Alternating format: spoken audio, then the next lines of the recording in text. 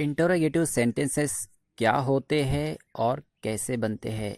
इस वीडियो में आगे बढ़ने से पहले अगर आप चैनल पर नए हैं तो चैनल को ज़रूर सब्सक्राइब कर लीजिए और साथ में बेल आइकॉन का बटन भी प्रेस कर दीजिए ताकि हमारे आने वाली तमाम वीडियोस की नोटिफिकेशन आपको मिलती रहे।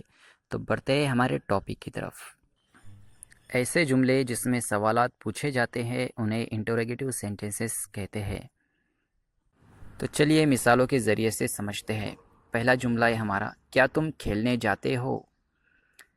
क्या वो तुमसे मोहब्बत करता है?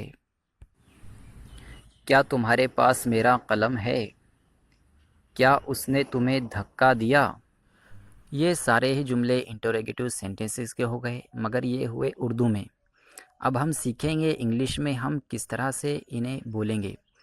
तो चलिए, क्या तुम खेलने जाते हो? इंग्लिश में हम बोलेंगे इसे do you go to play? Do you go to play? क्या वो तुमसे मोहब्बत करता है? Does he love you? Does he love you? Does इसलिए यहाँ पर इस्तेमाल हुआ क्योंकि ही जो है यहाँ पर थर्ड पर्सन सिंगुलर है। ओके। तीसरा सेंटेंस है, क्या तुम्हारे पास मेरा कलम है? Do you have my pen? Do you have my pen? इस वीडियो का लास्ट सेंटेंस है हमारा, क्या उसने तुम्हें धक्का दिया? Did he push you? Did he push you?